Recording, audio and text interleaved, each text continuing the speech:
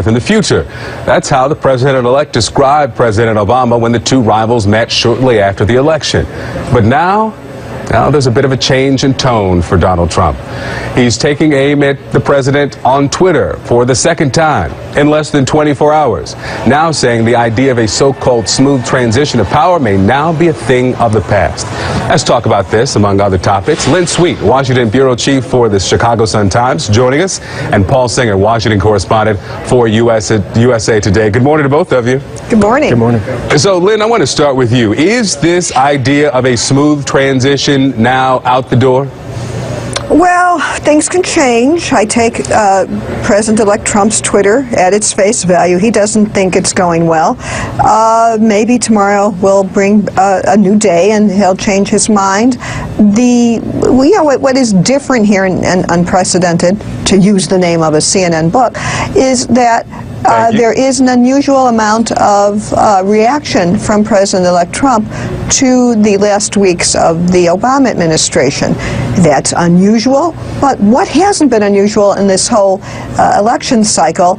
So today, President-elect Trump says things are not going well. Maybe some things will happen in the next few days where he will judge what's going on in a different light. The other thing is, I believe he's commenting at the very most public parts of the transition. There are still landing teams that his team has at the different Obama agencies. So there's a lot of stuff going on behind the scenes that is still going on in a very businesslike transfer of government way.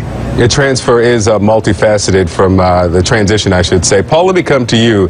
I went back and tried to find out if this is indeed unprecedented. What the president said during his interview with David Axelrod on that Axe Files podcast, saying that he would have, he thinks, won against Donald Trump, and it isn't. Bill Clinton said the same thing about George W. Bush, but we're seeing what seems to be this personal sensitivity from Donald Trump, the idea that the president would say this about potentially winning against him in a general election.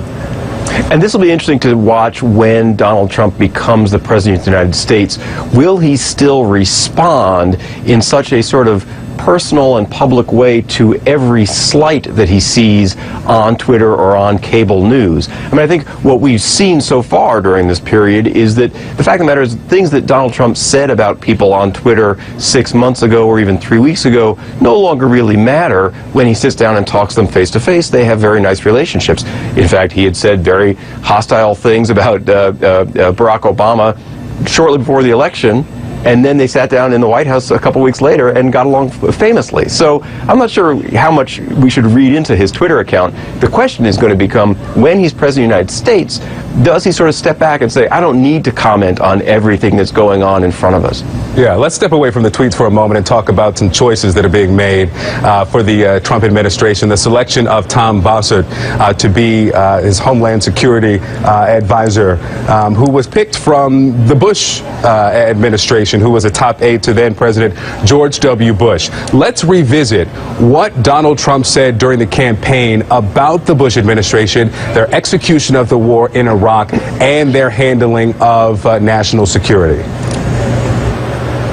The war in Iraq was a big, fat mistake. George Bush made a mistake. We can make mistakes, but that one was a beauty. They lied. Okay. They said there were weapons of mass destruction. There were none. And I think the Bushes are fine, but he can't lie about his brother's record. And he's had the gall to go after the World Trade Center came down during your brother's reign. My mother. Remember that. Hold on. Let me finish. That's not keeping us safe. So, Lynn, with that as context, what's the strategy here from the Trump perspective of choosing Tom Bossert to be on his national security team? Well, I don't think that it appears that Trump has criticism of the presidency of George W. Bush, but not necessarily of everyone who served in the administration. As was just mentioned in the graphic, he has a cybersecurity expertise, and that's very important to U.S. security in the coming years. That might have been an appeal. It is very traditional for the people who have served in prior administrations to get hired when there's a new one, meaning that President Obama ran against Hillary Clinton, but many people who served in 2008, and many people who served in the White House ended up in the Obama White House. There's only so many people that really have expertise in running some of these government agencies, and you certainly will have many new people with different perspectives and experience, but I see no bigger story to read into this one than they're looking for somebody here who has some subject matter expertise, notwithstanding the criticisms that Trump heaped on former President Bush. Which made the challenge, made the promise of draining the swamp a challenge from the beginning, because you have such a small pool to pull from.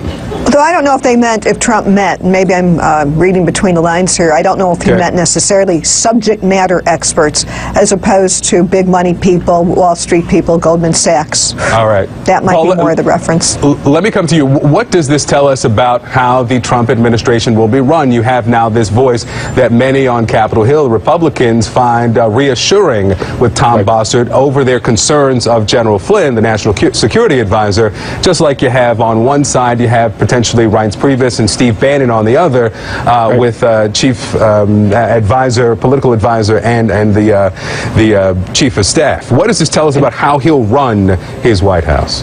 Well, you should make note of the fact as well that Trump promoted this Bossert position before he named Bossert to it. That is to say, Bossert's position previously, this Homeland Security Advisor, was a deputy to the National Security Advisor. That's not going to be true in the Trump administration. This position has been promoted, and it's now an equivalent position to the National Security Advisor. What that suggests is that they are taking very seriously his subject matter expertise, and perhaps, in fact, they are trying to assuage some of the concerns of people who were concerned that Mr. Flynn was a little too unsteady.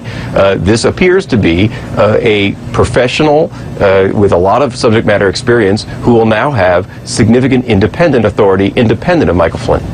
All right, Paul Singer, Lynn Sweet, thank you both. Thank you. Thank you for this time. All right, coming up, may the force be with you, Carrie Fisher. And fans are mourning the loss of the iconic actress, author, and advocate.